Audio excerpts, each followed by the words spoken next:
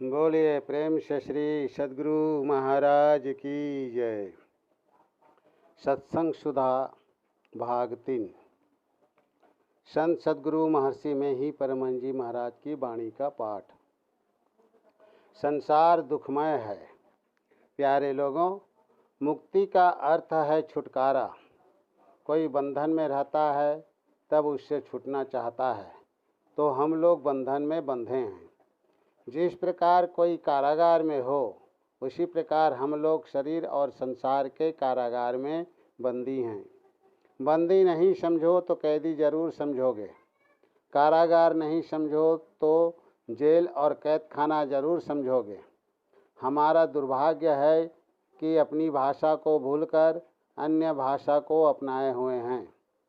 यहाँ लोग जहाँ पर हैं, यह सौर जगत है, अर्थात यहाँ से सूर्यमंडल जहाँ देखते हैं स्थूल मंडल है। इसके सहित सूक्ष्म कारण, महाकारण, ये 4 मंडल जड़ के हैं। आँख बंद करने से अंधकार मालूम होता है। लक्ष्मण जी ने परशुराम जी से कहा था, मुंदिया आँखी कतहु को नाही। अंधकार में जो चीज़ है वह आप नहीं पा सकते। वह चीज़ तभी मिलेगी जब प्रकाश हो। आप चाहते हो कि मेरे शरीर में कोई रोग नहीं आवे। संयम से रहते हैं तो भी दैहिक, दैविक, भौतिक किसी न किसी प्रकार का रोग आ ही जाता है। संत कबीर साहब ने कहा है, तन धर सुखिया काहू न देखा, जो देखा सो दुखिया हो। उदय अस्त की बात कहतु हूँ, सबका किया विवेका हो। घाटे बाढ़े सब जग दुखिया, क्या गिरही बैरागी हो। सुखदेव अचरज दुख के डर से, गर्भ से माया त्यागी हो। जोगी दुखिया जंगम दुखिया, तपसी को दुख दूना हो। आशा तृष्णा सबको व्यापे, कोई महल न सुना हो। साँच कहो तो कोई न माने, झूठ कहा नहीं जाई हो। ब्रह्मा विष्णु महेश्वर दुखिया, जिन यह राह चलाई हो। अवधू दुखिया भूपति दुखिया, रंक दुखी विपरीती हो। कहे कबीर सकल जग दुखिया, संत सुखी मन जीती हो। भगवान श्री राम संसार में रोने की लीला करते हैं। जब वो ही रोते हैं तब औरों की बात ही क्या। बालक जन्म लेते ही रोता है। राज राजेश्वर का पुत्र भी रोते ही जन्म लेता है। श्री राम ने प्रकट होकर कौशल्या जी को दर्शन दिया चतुर्भुजी रूप में। माता कौशल्या बोली, यह रूप छोड़िए और साधारण बच्चे का वेश धर कर रोइए। सुनी वचन सुजाना, रोदन ठाना। संसार में आओगे तो रोना ही रोना पड़ेगा। संसार दुखमय है। इसमें जो आवेंगे उसको रोना ही पड़ेगा। हिमालय के शिखर पर जाने से भी दुख नहीं छूटेगा। शारीरिक, दैविक, भौतिक और मानसिक कोई न कोई कष्ट होगा ही। शरीर और संसार की फांस में हम लोग फंसे हैं। इससे छूटने का नाम है मुक्ति। यदि कहो कि मरने पर शरीर छूट जाएगा, मुक्ति होगी, तो सो नहीं। स्थूल शरीर छूटेगा लेकिन सूक्ष्म शरीर रहेगा। फिर स्थूल शरीर होकर दुख होगा। यदि दान पुण्य कर स्वर्ग जाओ तो भी फिर यहाँ आकर दुख भोगना पड़ेगा। युधिष्ठिर ने कितने दान पुण्य तीर्थ किए, उसके बदले में स्वर्ग आदि भोगे, फिर उनको नरक भी देखना पड़ा, थोड़ा सा झूठ बोलने पर। चित्त का स्वभाव है, मैं सुखी दुखी भोग करने वाला हूँ। यह स्वभाव चित्त से कोई हटा नहीं सकता।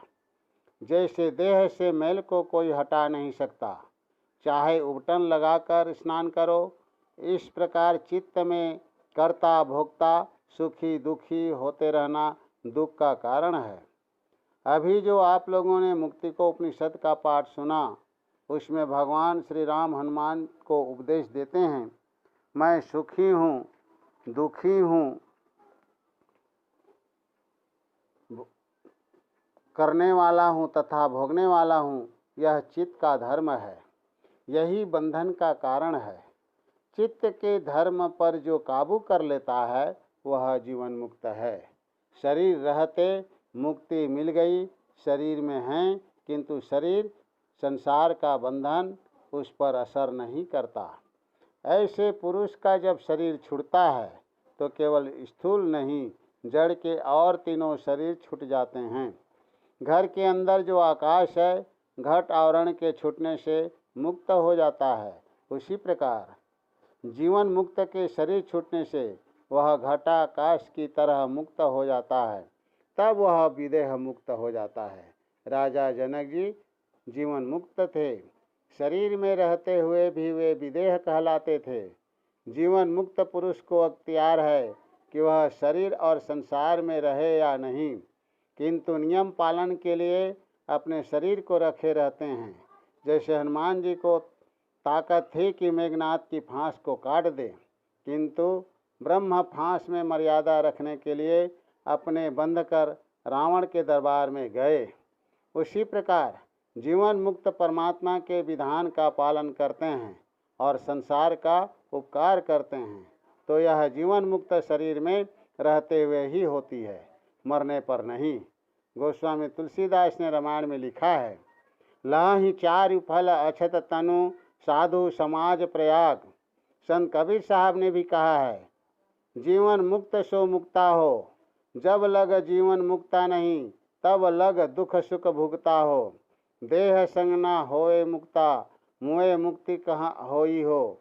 तीर्थवासी होय न मुक्ता, मुक्ति न धरनी सोई हो। जीवत भर्म की फांस न काटी, मुए मुक्ति की आशा हो। जल प्यासा जैसे नर कोई, सपने फिरे प्यासा हो। है अतीत बंधन ते छूटे, जहाँ इच्छा तहाँ जाई हो। बिना अतीत सदा बंधन में, कितहु जानी न पाई हो। आवागमन से गए छूटी के, सुमिरी नाम अविनाशी हो। कहे कबीर सोई जन गुरु हैं, काटी भ्रम की फांसी हो। इस प्रकार उपनिषद और संत वचन मिलाने पर एक ही मिल जाता है। यह एक जन्म की बात नहीं है। एक जन्म में नहीं होगा तो दूसरे तीसरे कई जन्मों में हो जाएगा। यह रामधन है।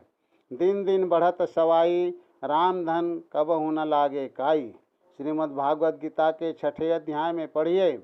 भगवान श्री कृष्ण से अर्जुन ने कहा, हे महाबाहो, यदि ध्यान योग में श्रद्धा रखे परंतु साधन में ढीला रहे तो ये योग भ्रष्ट पुरुष किस गति को प्राप्त करेंगे। भगवान श्री कृष्ण ने कहा, ऐसे योग भ्रष्ट पुरुष अपने स्वल्पाति स्वल्प ध्यान योगाभ्यास के फल से दुर्गति को प्राप्त न होकर प्रथम स्वर्ग सुख भोगेगा, पुनः इस पृथ्वी पर किसी पवित्र श्रीमान के घर में अथवा किसी ज्ञानवान योगी के घर में जन्म लेगा। पूर्व के अभ्यास संस्कार से प्रेरित होकर ध्यान योगाभ्यास में लग जाएगा। वह मोक्ष को और आगे बढ़ेगा और इस प्रकार अनेक जन्मों की कमाई के द्वारा पापों से छूटकर पवित्र होता हुआ परम गति मोक्ष को प्राप्त करेगा। विद्यालय में जो विद्यार्थी पढ़ते हैं, पढ़ते पढ़ते कितने की आधी उम्र खत्म हो जाती है, तब कहीं योग्य समझे जाते हैं। और इस जीवन मुक्त अवस्था के लिए कहना कि जल्दी क्यों नहीं होती है। जिस तरह विद्यार्थी धीरे धीरे पढ़ते पढ़ते योग्य होते हैं, उसी प्रकार यह अवस्था प्राप्त करने के लिए श्रवण मनन निधिध्यासन करके अनुभव ज्ञान में जीवन मुक्त की दशा प्राप्त करेंगे। यह प्रवचन पटेगना पूर्णिया 22/12/1952 ईस्वी को हुआ था। बोलिए प्रेम से श्री सद्गुरु महाराज की।